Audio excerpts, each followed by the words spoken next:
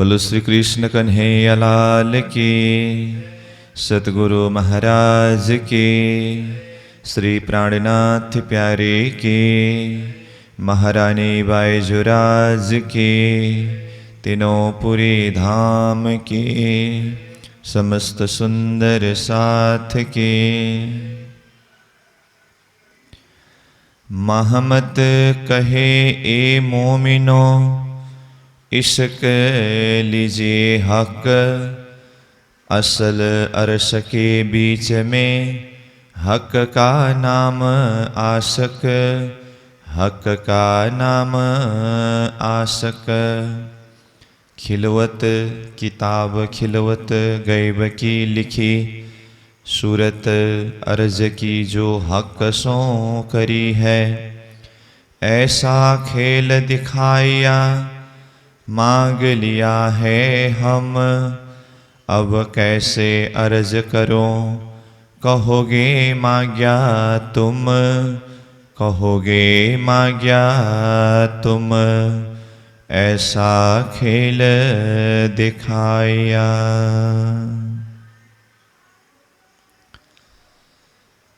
अक्षरातीत परब्रह्म परमात्मा धामधनी श्रीराज जी महाराज के असीम अनुकंपा के द्वारा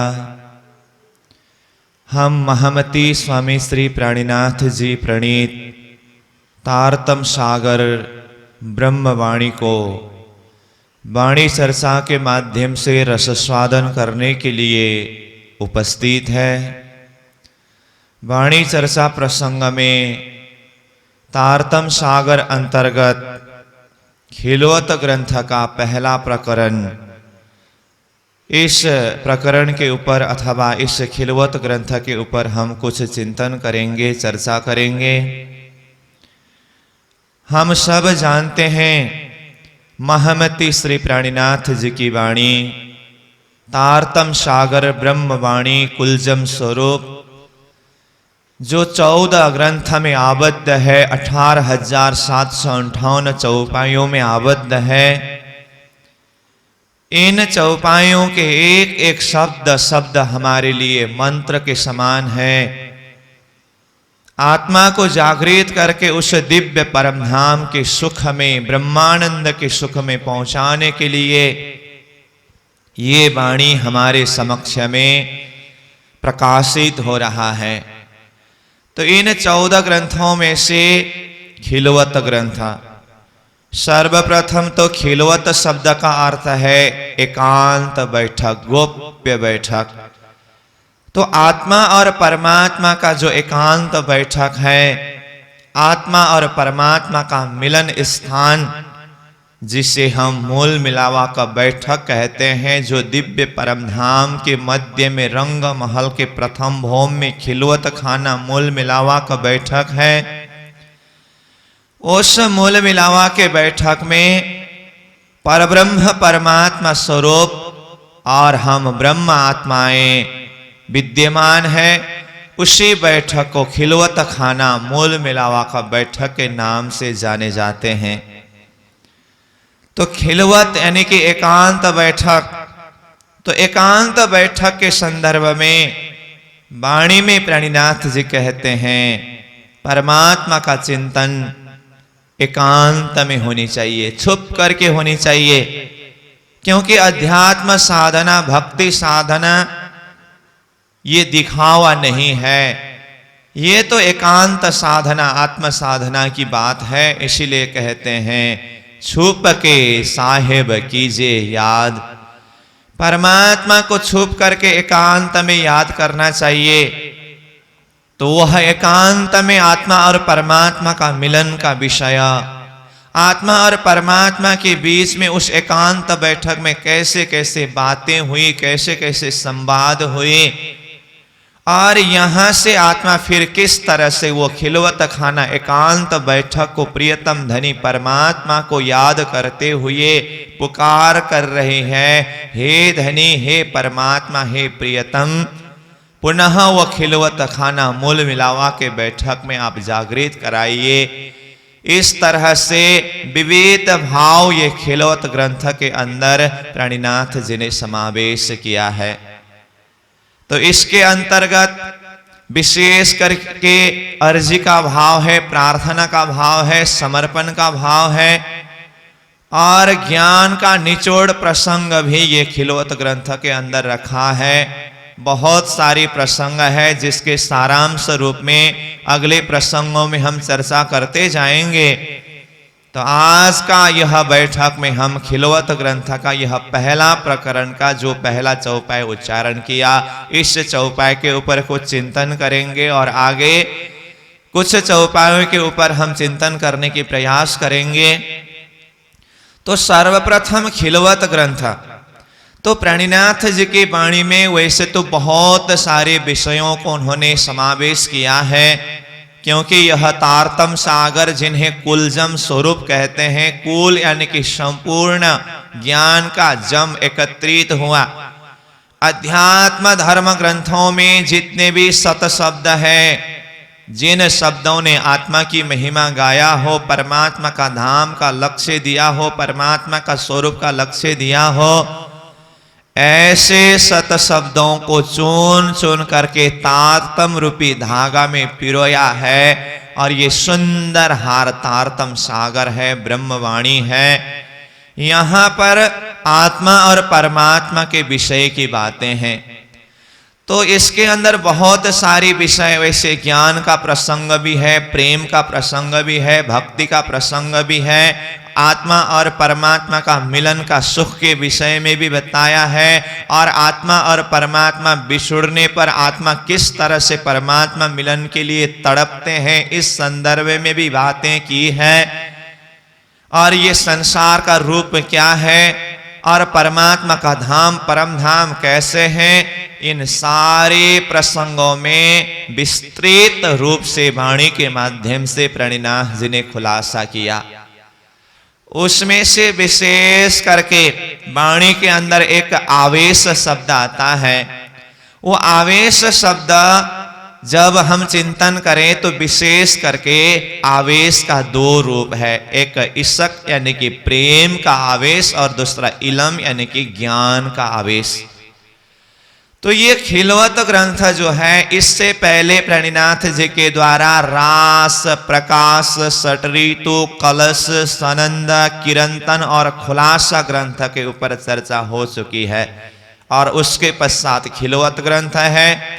और खिलवत ग्रंथ के बाद में फिर परिक्रमा ग्रंथ, सागर ग्रंथ, श्रृंगार ग्रंथ, सिंधी ग्रंथ, मार्फत सागर, क्यामत नामा, ये ग्रंथ आगे विस्तार होने वाले हैं। तो इन सब के बीच में जो खिलवत ग्रंथ है, खिलवत के अंदर वैसे तो जैसे कि मैंने पहले ही कहा बहुत सारे भाव हैं, परंतु खिलवत के संदर्भ में सारांश रूप में हम जरा सा चिंतन करने की प्रयास करें। ये तो एक दरवाजा का स्थान की तरह है, क्योंकि इससे पहले जो प्रथम ग्रंथ है वाणी में रास ग्रंथ, रास ग्रंथ में प्रेम की बातें प्रणिनाथ जी ने इस वाणी के माध्यम से जाहिर किया। वैसे धर्म शास्त्र में भी जितने भी हिंदू धर्म शास्त्र जैसे 4 वेद, 4 उपवेद, 6 दर्शन, 18 पुराण, 108 उपनिषद, इतिहास ग्रंथ, जितने भी धर्म ग्रंथ हैं, इन सारे धर्म ग्रंथों का निचोड़ तत्व है श्रीमद् भागवत में कृष्ण लीला। वेद व्यास जी महाराज ने श्रीमद् भागवत अंतर्गत 10वें स्कंद में कृष्ण लीला के विषय में, कृष्ण रस के विषय में चर्चा किया, जिसमें 35 अध्याय में, 30 अध्याय में ब्रजलीला और 5 अध्याय में रास लीला का चिंतन कराया है। और वो 5 अध्याय रास, जिन्हें पंच अध्याय कहते हैं, वो संपूर्ण शास्त्र का सार निचोड़ माना जाता है। और महमति प्रणिनाथ जी ने रास वाणी से ही वाणी को प्रारंभ किया। रसानाम समूह स रास, रस का समूह का नाम है रास, प्रेम का समूह का नाम है रास, क्योंकि परमात्मा प्रेम का स्वरूप है, रस का स्वरूप है। रस वै सह ब्रह्म वै रसः कहा। महामती प्राणीनाथ जी परमात्मा के विषय में प्रेम का संबंध के विषय में कहते हैं, प्रेम और परमात्मा तो भिन्न है ही नहीं, प्रेम ही परमात्मा है, परमात्मा ही प्रेम है, जिसे ब्रह्म शब्द के द्वारा समझाते हुए कहते हैं प्रेम ब्रह्म दो एक है। चाहे प्रेम कहो चाहे ब्रह्म कहो, वो दोनों एक ही है। तो इस तरह से प्रेम के विषय में समझाया। तो रास ग्रंथ के अंदर आत्मा और परमात्मा के बीच में जो अद्वैत प्रेमानंद लीला जो जाहिर हुई है, जो आनंदमय लीला, रास लीला जिस स्थान में हुई, योग माया का वृंदावन, वहां की यावत वस्तु सामग्री श्री कृष्ण जी के योग शक्ति के द्वारा ही आनंदमय सामग्री को विस्तार किया गया। आनंद रूपा सामग्री सर्वाखंड सुखात्मिका, न माया गुण संसर्गा कदाचित कुत्रचित प्रिय। वहां के यावत वस्तु पदार्थ आनंदमय है। वो प्रेममय लीला, आनंदमय लीला, उस रस का समूह ही रास है। तो प्राणीनाथ जी ने सर्वप्रथम रास वाणी को जाहिर किया। तो रास का सार है प्रेम। तो रास ग्रंथ के अंदर वैसे बहुत सारे प्रसंग हैं, तो उसका सार रूप में हमें चिंतन करना हो तो रास का सार है प्रेम। फिर उसके बाद आगे प्राणीनाथ जी ने प्रकाश ग्रंथ में ज्ञान का निचोड़, सदगुरु के ज्ञान की महिमा के विषय में प्रकाश किया है। सदगुरु महाराज तारतम के प्रकाश के माध्यम से धर्मशास्त्रों के गूढ़ रहस्यों को किस तरह से समझाते थे। फिर ऐसे तारतम का स्वरूप सदगुरु स्वरूप सशरीर स्वरूप से अंतर्धान होने पर इंद्रावती आत्मा सारे आत्माओं के तरफ से एक विरह का भाव भी प्रकट करते हैं। परमात्मा स्वरूप सदगुरु स्वरूप में पधार करके हमें कितना गुण किया, कितनी कृपा की, उनके गुण के विषय में भी चर्चा करते हैं। तो सार रूप में प्रकाश ग्रंथ का सार है सदगुरु की महिमा। और षट ऋतु ग्रंथ में विरह की बातें हैं। और कलश ग्रंथ, कलश ग्रंथ में ज्ञान का निचोड़ है। वैसे तो कलश ग्रंथ के अंदर विरह की बात भी है, इश्क की बात भी है, निस्वत यानी कि संबंध की बात भी है, खेल के विषय में भी बहुत सारी बातें की है, और परमात्मा की दया के विषय में भी चर्चा किया है, और ब्रह्म सृष्टि की लक्षण कैसे होती है, एक सत आत्मा की लक्षण कैसे होती है, सुहागिन का लक्षण नाम से इस विषय में भी प्राणीनाथ जी ने समझाया। और रास ग्रंथ में कृष्ण प्रेम, कृष्ण भक्ति के विषय में, कृष्ण लीला के विषय में तो चर्चा हो गई थी। कलश ग्रंथ में भी प्राणीनाथ जी ने गोकुल लीला का प्रकरण और योग माया का प्रकरण करके फिर कृष्ण लीला के विषय में भी चर्चा किया है। फिर आगे जाकर के परमात्मा इतना कृपा करके आत्माओं को जगाने के लिए प्रयास कर रहे हैं, फिर भी आत्माओं के दिल से ये अज्ञान अंधकार रूपी नींद नहीं छूट रहा है। तो ये हंसी का ठौर है, आत्माओं के ऊपर इस तरह से हंसी हो रही है। हंसी का प्रकरण भी चर्चा करते हैं। फिर आगे जाकर के जागने के प्रकरण के माध्यम से, हे सुंदर सास जी, ये जागने का ब्रह्मांड है, जागृत होकर के जागने का सुख का अनुभव करो। तो इस तरह से कलश ग्रंथ के अंदर बहुत सारे प्रसंगों के ऊपर प्राणीनाथ जी चर्चा करते हैं। उसमें विशेष रूप से हम कलश का सार भाव से एक शब्द में लेना हो तो ज्ञान का निचोड़ प्रसंग कलश वाणी में है।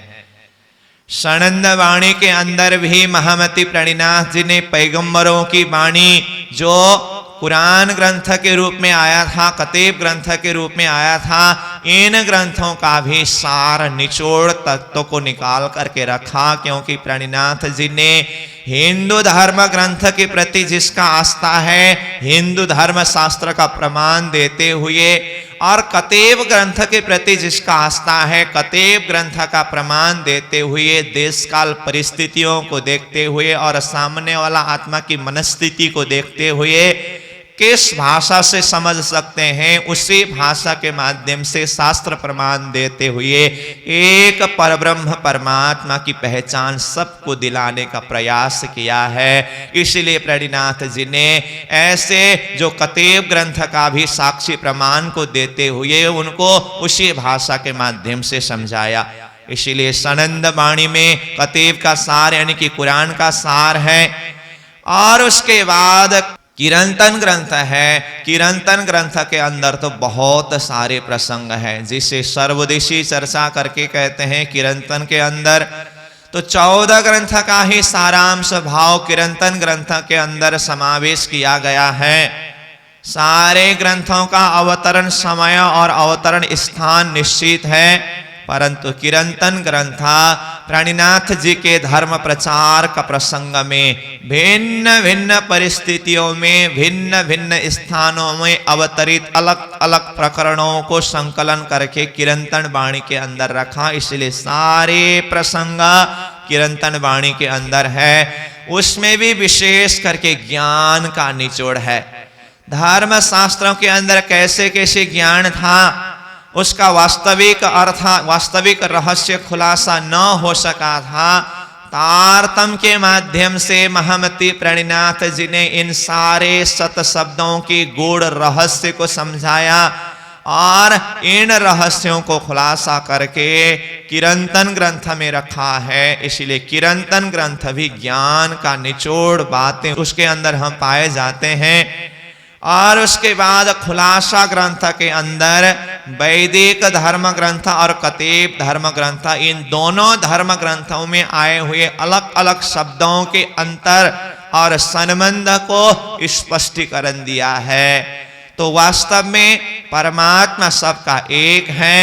चाहे खुदा कहो, चाहे ब्रह्म कहो, चाहे ईश्वर कहो, चाहे परब्रह्म कहो, परमात्मा कहो, अनेक नाम से परमात्मा को पुकारा है, परंतु वास्तव में देखें तो सबका मालिक प्रियतम परमात्मा एक है। इसलिए धर्म के नाम पर ये वेशभूषा और भाषा के अंतर में पढ़ करके लड़ना झगड़ना बंद करो। एक परब्रह्म परमात्मा की पहचान करो। महमति प्रणिनाथ जी वाणी के माध्यम से सबको आह्वान करते हैं, सबको संबोधन करते हैं और समझाते हैं।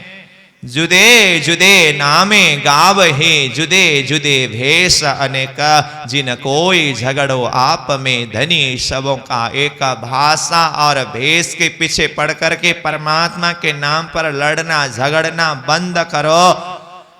परब्रह्म परमात्मा आत्मा के मालिक धनी सबका मालिक एक है। वो एक परमात्मा के भक्ति में लगो। प्रणिनाथ जी कहते हैं सब जाते मिली एक ठौर, कोई ना कहे धनी मेरा और।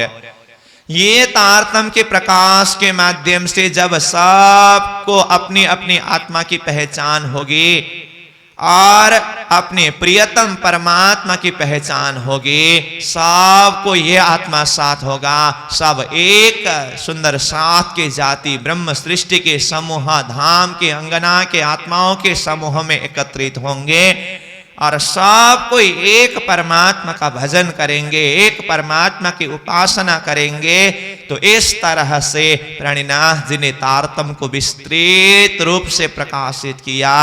तो खुलासा ग्रंथ के माध्यम से अनेक धर्म ग्रंथों में अनेक शब्द के द्वारा एक परमात्मा के विषय में जो बात की है, इन सारे प्रसंगों को मिलन कराते हुए स्पष्टीकरण दिया है। उसके पश्चात है खिलवत ग्रंथ। तो रास ग्रंथ का सार हुआ प्रेम और प्रकाश ग्रंथ से लेकर के खुलासा ग्रंथ तक में ज्यादातः ज्ञान की बातें हैं। तो इन ज्ञान का निचोड़ ये संपूर्ण धर्म शास्त्रों का मंथन करते हुए तारतम के प्रकाश के द्वारा सारी चीजों का खुलासा करते हुए खिलवत ग्रंथ में आते तक में ये आत्मा को उस स्थिति में पहुंचाया है। ये संसार अज्ञान अंधकारमय परिस्थिति में अज्ञान रूपी नींद में सोई हुई आत्मा को जागृत करके एक परब्रह्म परमात्मा स्वरूप का लक्ष्य दिया। जीव को जगाने के संदर्भ में प्रणिनाथ जी ने रास ग्रंथ में, प्रकाश ग्रंथ में बहुत सारे शब्दों के माध्यम से संबोधन करके जीव को जागृत कराया है। जैसे रास ग्रंथ में मोहजल का प्रकरण है ना, वहीं से ही प्रणिनाथ जी जीव को जगाने के लिए किस तरह से समझा रहे हैं। वैसे अंतर चेतना, विशुद्ध चेतना आत्मा स्वरूप तो है, परंतु ये अज्ञानमय निद्रा में सो करके बैठने के कारण, घेन घारण की निद्रा में भूल करके बैठने के कारण वो एक जीव अपने कर्म को देखते हुए प्रणिनाथ जी ने ऐसे ऐसे शब्द भी प्रयोग करना पड़ा। कहते हैं भूणा जीव जाग जेरे, हे भूणा जीव, हे दुष्ट जीव जागृत हो जाओ।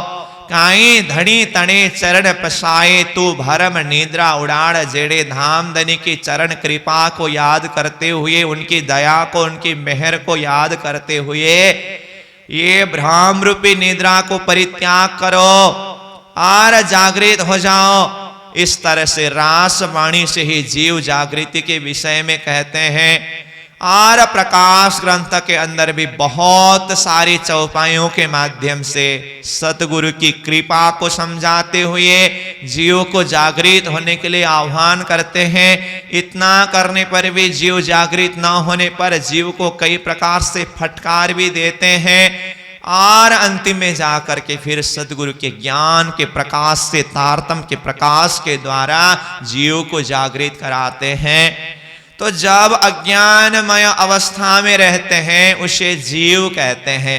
साधना के द्वारा, सत्संग के द्वारा, ज्ञान के माध्यम से, भक्ति के माध्यम से परमात्मा की कृपा को आत्मसात करते हुए जब वही जीव पूर्ण रूप से जागृत हो जाती है उसे आत्मा कहते हैं। तो कभी कभी जीव और आत्मा में क्या अंतर है ये भी बातें चलती है। तो जीव और आत्मा वैसे एक ही है, परंतु अवस्था के हिसाब से ये दो अवस्था है।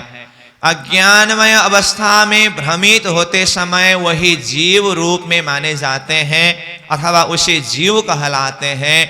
साधना के द्वारा, ज्ञान के प्रकाश के द्वारा जब हृदय को प्रकाशित करके निर्विकार वो चेतना के रूप में जब स्थापित होता है उसे आत्मा कहते हैं। इसीलिए प्रणिनाथ जी कहते हैं जीव टल के होशी आत्म। जीव भाव हट करके ही आत्मा भाव में स्थापित होते हैं। उसके लिए एक उदाहरण के द्वारा भी अगर हमें समझना हो, जीव और आत्मा भाव में क्या अंतर है, जीव टल के होशी आत्म, इसको हम किस तरह से समझे तो मैला कपड़ा और धोया हुआ साफ कपड़ा में जो अंतर है ना, जीव और आत्मा में यही अंतर है। कपड़ा तो एक ही है, वस्त्र तो एक ही है, परंतु एक अवस्था है गंदा है और वही गंदा कपड़ा को धोने के बाद वो साफ हो जाता है। तो इसी तरह गंदा कपड़ा की तरह हृदय अंतस्करण में विकार युक्त अवस्था है, जिस विकार के कारण वो चेतना अपने आप को जान नहीं पा रहा है, अज्ञान रूपी नींद में भ्रमित होकर के सो रही है। ऐसी अवस्था को, वो गंदा कपड़ा की तरह अवस्था को जीव अवस्था अथवा जीव भाव कहते हैं। और उसको धो करके साफ किया हुआ जैसा अवस्था, साधना के माध्यम से हृदय अंतस्करण की विकार को हटा करके, मिटा करके जब अंदर की चेतना को प्रकाशित करते हैं उस अवस्था का नाम है आत्मा। तो इस तरह से जीव और आत्मा के भाव को भी हम अलग कर सकते हैं। और महमति प्रणिनाथ जी ने वैसे तारतम वाणी के अंदर चेतना में भी 3 प्रकार की चेतना के विषय में भी खुलासा किया है। ब्रह्म सृष्टि, ईश्वरी सृष्टि और जीव सृष्टि का प्रसंग, ये कुछ ऊपर की बात है, कुछ अलग बात है, परंतु ये जीव और आत्मा के विषय में देखें तो जीव और आत्मा जैसे कि मैंने कहा वो एक ही है, परंतु अवस्था के हिसाब से अंतर है। ये जीव और आत्मा की बात है। जब 3 सृष्टि कंसेप्ट की बात आती है, जीव सृष्टि, ईश्वरी सृष्टि और ब्रह्म सृष्टि। इस अर्थ में वो ब्रह्म सृष्टि को ब्रह्म आत्मा भी कहते हैं। तो जीव सृष्टि और ब्रह्म आत्मा के संदर्भ में जब जीव और आत्मा की बात आती है तो उसका फिर परिभाषा कुछ अलग होता है। स्वप्निक जगत के अंदर उत्पत्ति हुए जो हैं, जिन्हें जीव सृष्टि कहते हैं, जिन्हें चार पुरुष के द्वारा एकोहम बहुश्याम कहने पर उत्पत्ति जीव है जो, और इस संसार के बीच में जगन्नाटक खेल देखने के लिए दिव्य ब्रह्मपुर धाम, जिसे परम धाम कहा है, उस परम धाम से सुरता रूप में यह संसार जगन्नाटक खेल देखने के लिए आई हुई जो चेतना है, आत्मा है, उस सुरता को ब्रह्म सृष्टि कहा है। और इन ब्रह्म सृष्टियों के साथ में अक्षर ब्रह्म के धाम से अक्षर का जो वृत्ति रूप शक्ति भी ये संसार में आए हैं और शुद्ध जीव के अंदर अथवा उत्तम जीव के अंदर प्रवेश हुए हैं, जिन्हें ईश्वरीय सृष्टि कहते हैं। इस तरह से जीव सृष्टि अज्ञानमय नीत के द्वारा उत्पत्ति हुए हैं, ईश्वरीय सृष्टि अक्षरधाम से आए हैं और ब्रह्म सृष्टि परम धाम से आए हैं। ये संसार जगन्नाटक देखने के लिए जब खेल खत्म होगी, परम धाम की ब्रह्म सृष्टि अपना मूल स्थान परम धाम में पहुंचेंगे, अक्षरधाम से आए हुए ईश्वरीय सृष्टि अपना मूल स्थान अक्षरधाम में पहुंचेंगे। और सपना के अंदर उत्पत्ति जो जीव है, सपना मिटते समय ये सब भी मिट करके जाएगा। परंतु तारतम्य की और गहराई से चिंतन का प्रसंग के ऊपर हम चिंतन करें तो ये नाशवंत दुनिया को भी तारतम्य के प्रकाश के द्वारा प्रणिनाथ जी ने अष्टविस्ता में कायम किया है, अखंड किया है, मुक्ति का द्वार खोल दिया है, ये प्रसंग भी है। तो इस तरह से ज्ञान का निचोड़ खिलवत ग्रंथ से पहले जीव को किस तरह से जागृत करके आत्मा भाव में पहुंचाए और उस आत्मा यानी कि चेतना के अंदर भी नाशवंत चेतना यानी कि ये संसार के अंदर उत्पत्ति हुई जीव सृष्टि है या ईश्वरीय सृष्टि है या परमधाम से आई हुई ब्रह्म सृष्टि है, अपने आप को जानने के विषय में कहते हैं पहले आप पहचानो रे साधु, पहले आप पहचानो, बिना आप चिन्हे पार ब्रह्म को कौन कहे मैं जानो। पहले अपने आप को जानो, अपने आप को पहचानो। अपने आप को जाने बिना, अपने आप को पहचाने बिना परब्रह्म परमात्मा को कोई नहीं जान सकते हैं। इसलिए सबसे पहले नंबर तो अज्ञानमय अवस्था से जागृत होना होगा, जिसके लिए रास और प्रकाश वाणी के माध्यम से जीव जगाने के संदर्भ में प्रणिनाथ जी ने कहा। इसलिए वाणी में रास और प्रकाश ग्रंथ के लिए स्वयं प्रणिनाथ जी क्या कहते हैं, जो जीव जगा बोरे आई मोम को रास प्रकाश जी। जिसको जीव जागृत कराना हो, अज्ञानमय अवस्था में सोई हुई जीव को जगाना हो, क्योंकि जीव जागे बिना सुरता को नहीं जगा सकते और सुरता जागे बिना परमधाम का सुख, ब्रह्मानंद का सुख का अनुभव नहीं कर सकते। इसलिए सर्वप्रथम जीव को जागृत कराना है। वैसे तो जागने के संदर्भ में शारीरिक जागने से बात शुरू होती है। शारीरिक जागने के अंदर जो शरीर में जो इंद्रियों की जागने की बात होती है, उसके बाद फिर मानसिक जागने, फिर बौद्धिक जागने, ये सारी स्थितियों को पार करने के पश्चात ही जीव जागने के संदर्भ में बात होती है। इसलिए महामति प्रणिनाथ जी ने प्रकाश ग्रंथ के अंदर ही गुण फिरावा का प्रकरण में एक एक गुण को सचेत होने के लिए आह्वान किया है। एक एक इंद्रियों को, एक एक गुणों को, ये सारे गुण अंग इंद्रिया संसार के विषय के तरफ लगने के कारण जीव को, वो चेतना को, वो आत्मा शक्ति को अपने प्रियतम परमात्मा मिलन के लिए कितनी बड़ी समस्या हो रही है। इसीलिए पहले तो इन सारे गुण अंग इंद्रियों को जगाना होगा, जिसको गुण फिरावा के प्रकरण के माध्यम से चिंतन कर सकते हैं हम। इस तरह से सारे गुण अंग इंद्रिय जागृत होने के बाद, अपने अपने सही स्थान में आने के बाद अब जीव जागृति के विषय की बात है। तो इंद्रियों को जगाने के विषय में, जीव को जगाने के विषय में हर प्रकार से रास प्रकाश ग्रंथ के माध्यम से समझाया है। इसीलिए कहते हैं जो जीव जगा बोरे आए मम को रास प्रकाश जी। जिसको जीव जागृत कराना हो, रास और प्रकाश ग्रंथ को मत छोड़ो, यानी कि रास और प्रकाश ग्रंथ के माध्यम से जीव को जागृत करा सकते हैं। और दूसरे चौपाई में कहते हैं जब लग रहो तुम माया में जे नखी न छोड़ो रास जी। जब तक ये संसार मायावी जगत में रहना है, रास के प्रेम को मत छोड़ो और प्रकाश के जो ज्ञान का प्रकाश है उसको मत छोड़ो। इन शब्दों के चिंतन के माध्यम से जीव को जागृत कराया जा सकता है। अब वो जीव यानी कि चेतना मतलब वो जागृत होकर के एक शुद्ध चेतना के रूप में अपने आप को पाने के पश्चात अब दूसरी स्थिति है, वो शुद्ध चेतना आत्मा में भी, जैसे कि मैंने पहले ही कहा, 3 सृष्टि का दर्शन प्रणय जी ने कराया है। मैं जीव सृष्टि हूं, मेरा मूल नींद है, या मैं ईश्वरीय सृष्टि हूं यानी कि मेरा नींद अक्षरधाम है, या मैं ब्रह्म सृष्टि हूं, मेरा मूल अक्षरातीत परम धाम है, खिलवत खाना मूल मिला हुआ है। इस चीज को निर्णय करना होगा, अपने आप को जानना होगा।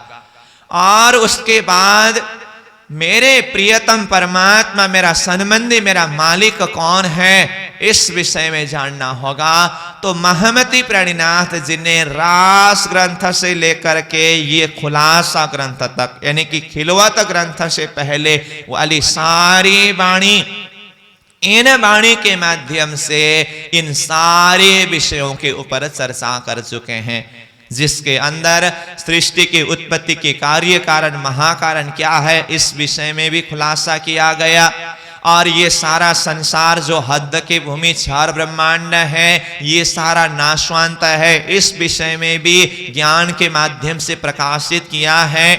और तारतम ज्ञान के द्वारा ही एक परमधाम होने में और एक परब्रह्म परमात्मा होने में और आत्मा का संबंध एक परमात्मा से है, इस विषय में कोई संदेह नहीं है। इसलिए ये खिलवत वाणी के अंदर ही आगे जाकर के एक प्रकरण बेशक इलम का प्रकरण करके रखा है। बेशक इलम का अर्थ है शंका रहित ज्ञान।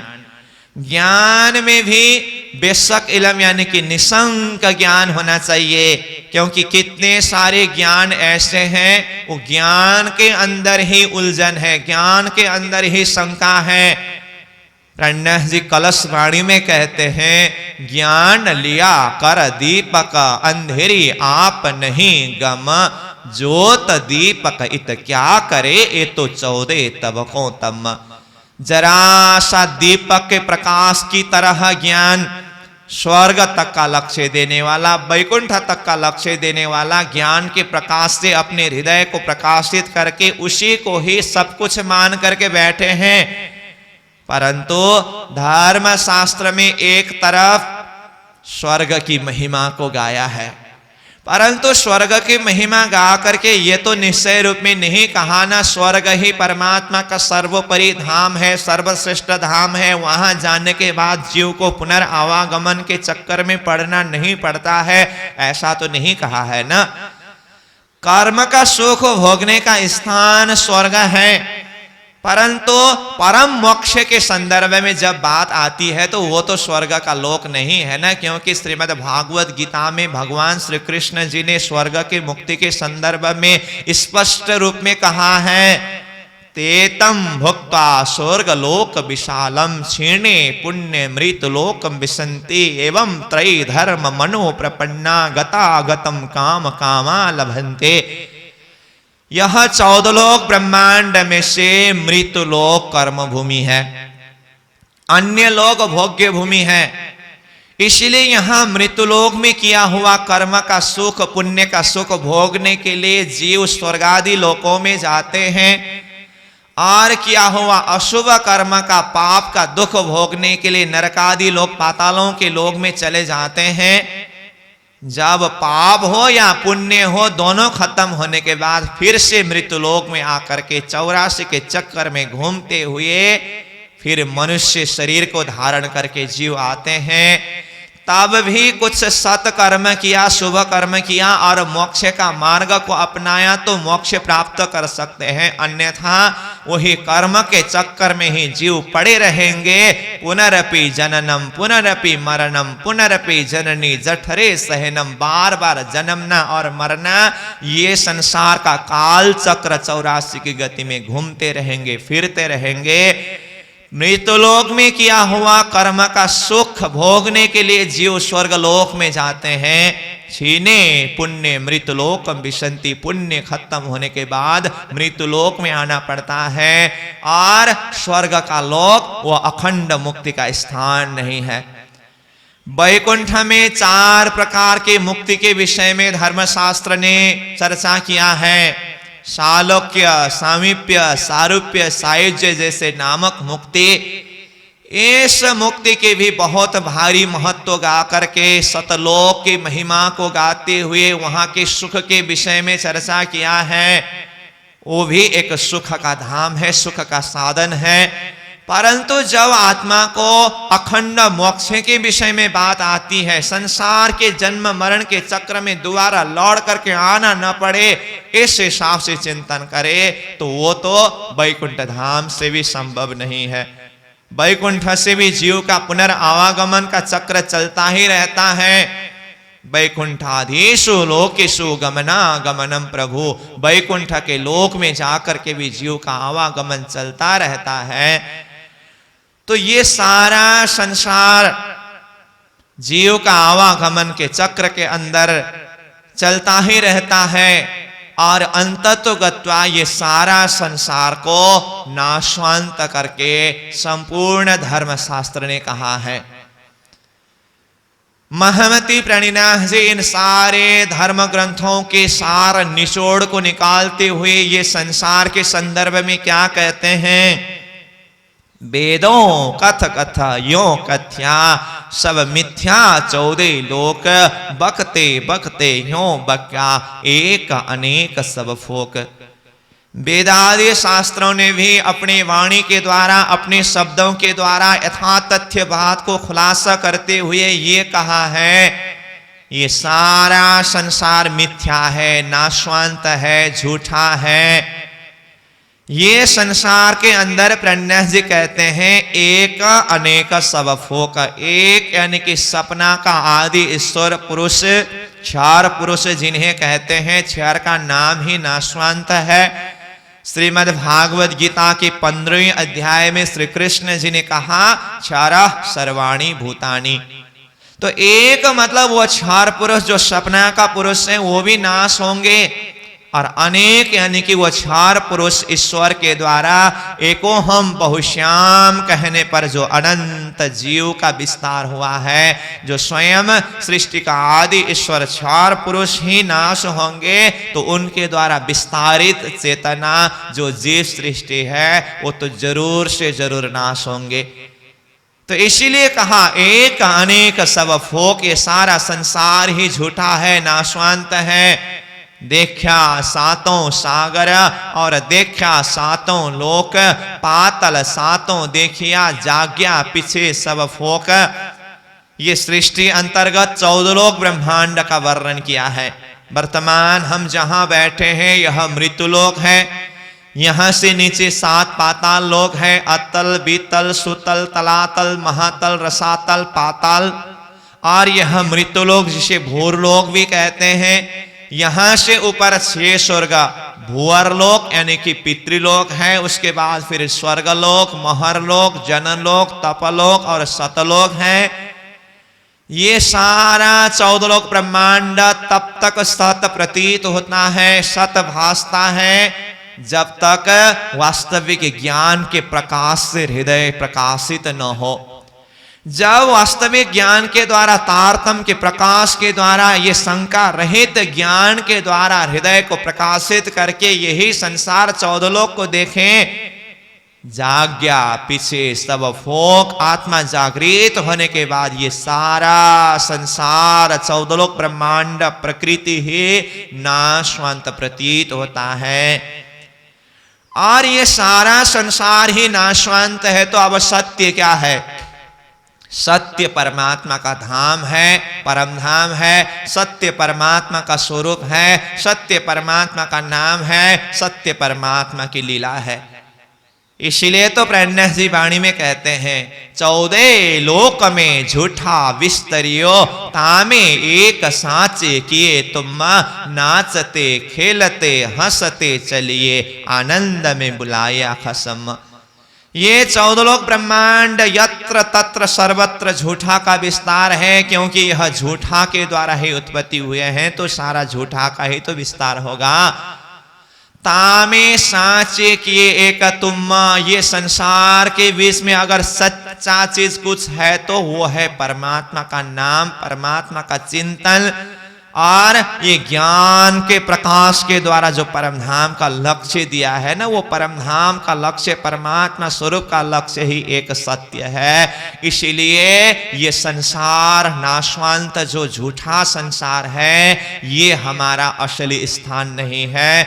हमें तो वो सत्य परम धाम परमात्मा का स्वरूप जो अपना मूल स्थान है, वहां तक जाना है। इसीलिए कहते हैं नाचते खेलते हंसते चलिए, आनंद में बुलाया खसम। नाचते हुए खेलते हुए हंसते हुए चलना है। आनंदमय परम धाम परमात्मा के चरण शरण में धाम धनी ने हमें बुलाया है।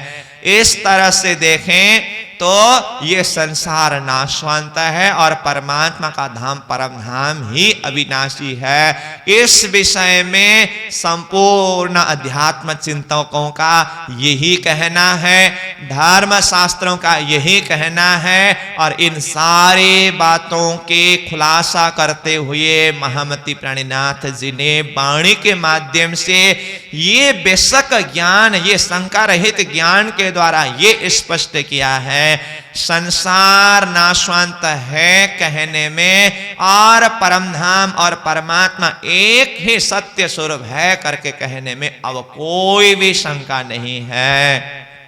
और आत्मा का संबंध परमात्मा के साथ में है। प्रियतम धाम धनी परम धाम वाले स्वरूप अक्षरातीत धाम धनी के साथ में है कहने में अब कोई संदेह नहीं है।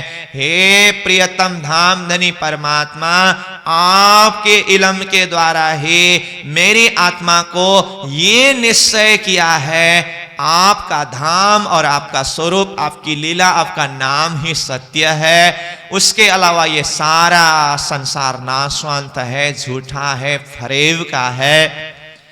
आदि शंकराचार्य जी ने भी अपने शब्द में क्या कहा? ब्रह्म सत्यम जगत मिथ्या। ये सारा जगत मिथ्या है, झूठा है, नाशवंत है और ब्रह्म शक्ति ही सत्य है। तो इन सारी बातों के रहस्यों को खुलासा करके धाम धनी स्वरूप ने ही तारतम ज्ञान के माध्यम से जिस भाव को समझाया, इन भाव को चिंतन करके जब आत्मा पूर्ण रूप से जागृत हुआ ज्ञान के माध्यम से, ये संसार नाशवंत है कहने में कोई संदेह नहीं है। मैं आत्मा स्वरूप परमात्मा का चेतना, परमात्मा का अंगना हूं, इस बात में भी कोई संदेह नहीं है। और प्रियतम परमात्मा ये संसार जगत से पारे हैं, जो दिव्य परम धाम में विराजे हुए हैं, इस बात में भी कोई संदेह नहीं है। तो जब इस तरह से आत्मा पूर्ण रूप से ज्ञान के माध्यम से जागृत हो, यहां तक की स्थिति को खिलवत ग्रंथ से पहले वाली वाणी के प्रसंग से आत्मा जागृत करके लाया है। अब आत्मा की स्थिति क्या हुई? मैं खिलवत ग्रंथ के कुछ सारांश भाव के ऊपर चिंतन करने का प्रयास कर रहा हूं। तो खिलवत ग्रंथ किस स्थिति की वाणी है?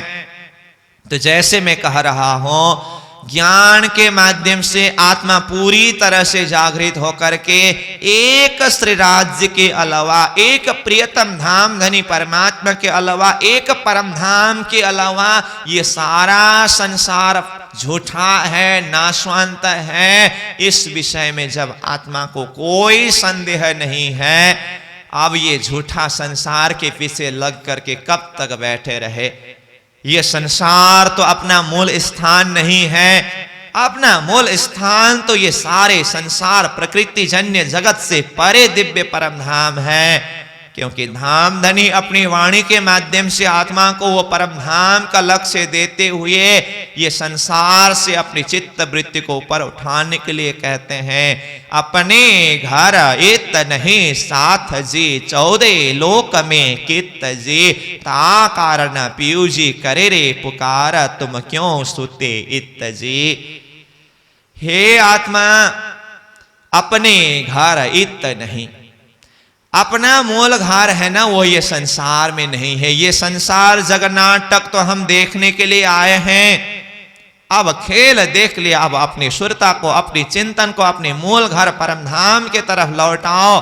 तो कहाँ देखे इन खेल में, ये तो पढ़ो सब प्रतिबिंब, प्रपंच 5 तत्व मिल, सब खेलत सूरत के संग, हो मेरी वासना तुम चलो अगम के पार।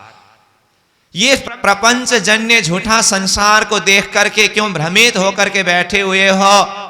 हे वासना, हे आत्मा, तुम चलो अगम के पार। इस अगम के पार, बेहद से भी पार, अक्षर से भी पार परम धाम है। तू देख निज दरबार, अपन सूरत यही संहार। अपनी सुरता को, अपने चित्त वृत्ति को वहां पर केंद्रित करो।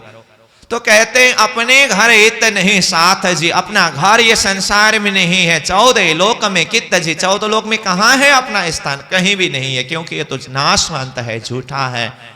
ता कारण पीयू जी करे रे पुकार, इसलिए प्रियतम धाम धनी पीयू परमात्मा स्वरूप सदगुरु स्वरूप में आकर के, प्राणीनाथ जी स्वरूप में आकर के वाणी के माध्यम से पुकारते हुए कहते हैं, तुम क्यों सूते इत जी, अज्ञानमय संसार में भ्रमित होकर के क्यों सो रहे हो। इसलिए तुम श्याने मेरे साथ जी, जिन रहो विषय रस लागा, पांव पकड़ कहे इंद्रावती उठ खड़े रहो जागा। हे मेरे चतुर सुजान समझदार साथ जी, अज्ञानमय संसार में क्यों भूल करके बैठे हो, सो करके बैठे हो। इंद्रावती आत्मा सुंदर साथ के चरण पकड़ पकड़ करके विनय भाव से कहते हैं, उठ खड़े रहो जागो, उठो अज्ञान रूपी निद्रा से जागृत हो जाओ और अपना मूल संबंध किसके साथ में है इस विषय में चिंतन करो। ऐसे अनेक वाणी के माध्यम से आत्मा को जागृत करा करके दिव्य परम धाम का लक्ष्य दिया।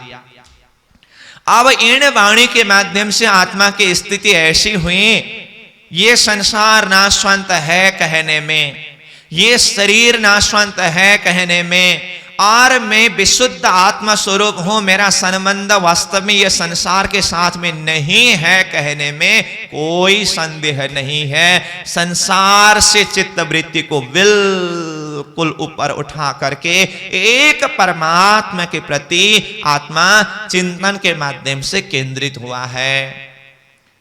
अब संसार से तो चित्त वृत्ति को ऊपर उठाया, अब दूसरी तरफ क्या है, परम धाम जो सत्य धाम है, अखंड धाम है, शाश्वत धाम है, आनंदमय धाम है, सुख का धाम है, जो अपना निज वतन मूल घर है। अब वो परम धाम के अंदर प्रवेश करना है ना, तो परम धाम के अंदर प्रवेश करने के लिए वो धाम कहते समय, आत्मा का घर कहते समय, वो घर में प्रवेश करने के लिए तो दरवाजा होता है ना। आत्मा उस धाम के दरवाजा तक पहुंची हुई स्थिति है। जैसे ही दरवाजा में पहुंचा तो दरवाजा तो अभी खुला ही नहीं है। मैं खिलवत वाणी के भाव को दर्शा रहा हूं। दरवाजा तो खुला ही नहीं है, दरवाजा अभी बंद है, अंदर प्रवेश नहीं कर पाया। तो देखिए तो स्थिति कैसी हुई, इतनी लंबी यात्रा को पार करके आया और जैसे ही दरवाजा में पहुंचा तो दरवाजा बंद है, अभी दरवाजा खुला ही नहीं है। तो अब ये स्थिति कैसी होगी। कहने का अर्थ ज्ञान के माध्यम से एक परब्रह्म परमात्मा, एक परम धाम, इस विषय में कोई संदेह नहीं है। आत्मा वो परम धाम के दरवाजा तक जागृत होकर के पहुंच गए। अब परमधाम के अंदर अभी प्रवेश नहीं मिली है। सार भाव में मैं स्पष्ट रूप में कहूं तो दरवाजा खुलने के बाद परमधाम के अंदर प्रवेश मिलकर के चिंतन के द्वारा आगे बढ़ने का प्रसंग परिक्रमा ग्रंथ के द्वारा आगे है। परिक्रमा ग्रंथ में 25 पक्ष परमधाम का वर्णन है। सागर श्रृंगार ग्रंथ में मूल मिलावा का बातुनी सागर श्रीराज जी की श्रृंगार बातुनी श्रृंगार का भाव है। परंतु ये परिक्रमा ग्रंथ से पहले खिलवत ग्रंथ है। तो खिलवत ग्रंथ का भाव है ये दरवाजा में पहुंची हुई अवस्था। मैंने शुरू में कहा ना, खिलवत का पुकार एक दरवाजा में बैठकर के किया हुआ पुकार की तरह है करके ज्ञान के माध्यम से चिंतन को उठा करके परमधाम तक पहुंचाया। संसार पूरी तरह से नाशवंत है कहने में कोई संदेह नहीं है। संसार से चित्तवृत्ति को ऊपर उठाया और परमधाम के अंदर प्रवेश करूं तो अभी परमधाम का दरवाजा को खोला ही नहीं है, परमधाम को प्रत्यक्ष रूप में अनुभव होने ही नहीं दिया। ये स्थिति में अब आत्मा क्या करेगी? एक परमात्मा एक परमधाम ही मेरा आधार है, इस तरह से पूर्ण रूप से ज्ञान ने ये साक्षी दिया है। एक परमात्मा के अलावा बाकी से कोई संबंध नहीं है। इलम के माध्यम से ज्ञान के माध्यम से आत्मा को ये अनुभव कराया, परंतु ये दरवाजा बंद होने का अर्थ क्या है? अभी हृदय में वो प्रेम का रस को अनुभव होने नहीं दिया है। तो प्रेम के बिना तो वो दरवाजा खुलने वाला नहीं है ना, क्योंकि प्रणस जी स्वयं क्या कहते हैं? तासों श्री महमती प्रेम ले तौलती तीन से धाम दरवाजा खोलती। परमधाम का दरवाजा खोलने के लिए तो हृदय में प्रेम को प्रकट करना होगा। प्रेम के अनुभव के माध्यम से ही वो परमधाम का दरवाजा खोल सकते हैं। तो अभी वैसे तो ब्रह्मा आत्माएं इस सब का ही स्वरूप है, प्रेम का ही स्वरूप है। ये नहीं कि ब्रह्मा आत्माओं के हृदय में प्रेम ही नहीं है, ऐसी बात नहीं है। वो तो प्रेम का ही अंग का स्वरूप है। परंतु श्रीराज जी महाराज ने धाम धनी ने अभी आत्माओं को वो प्रेम का अनुभव करने नहीं दिया है। जब प्रेम का अनुभव होने नहीं दिया तो परमधाम का दरवाजा अभी नहीं खुल रहा है। राज्य के स्वरूप को प्रत्यक्ष रूप में दर्शन नहीं कर पा रहे हैं। राज्य के साथ में प्रत्यक्ष रूप में बातें करना नहीं बन पा रहा है। तो देखिए तो कैसी स्थिति है।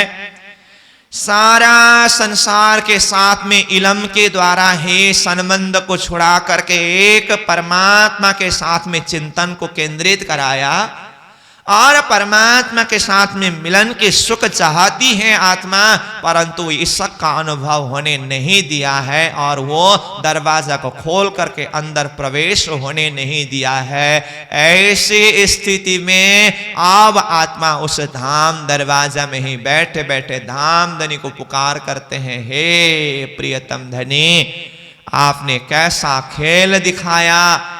तो ये खेल ये संसार के स्थिति को बताते हुए धाम धनी के साथ आत्मा की जो संबंध है इस विषय को भी याद करते हुए अंतरंग भाव से रूह यानी कि आत्मा परमात्मा को श्रीनाथ जी को प्रियतम धनी को आर्त पुकार करती है। वो एकांत बैठक का चिंतन करके याद करके आत्मा परमात्मा को पुकारते हैं, धनी को पुकारते हैं। ये भाव खिलवत ग्रंथ के अंदर है। तो खिलवत वाणी में उसी स्थिति में यानी कि संसार से चित्तवृत्ति को पूरी तरह से ऊपर उठाया और परमधाम के अंदर प्रवेश होने नहीं दिया। उसका अर्थ है हृदय में इसका अनुभव होने नहीं दिया। अब ऐसी स्थिति में आत्मा किस तरह से तड़पती है।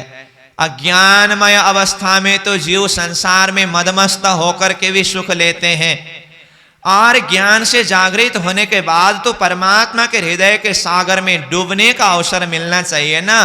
न तो अज्ञानमय अवस्था में संसार का ही सुख लेने को मिला, ज्ञान के द्वारा ये सारा संसार कुछ भी नहीं है करके यहां से भी चित्तवृत्ति को ऊपर उठा दिए और वो ज्ञान के द्वारा किया हुआ लक्ष्य तय किया हुआ वो स्वरूप को इसका अनुभव करा करके उसके अंदर डूबने भी अभी नहीं दिया है। तो आत्मा की स्थिति कैसी होगी?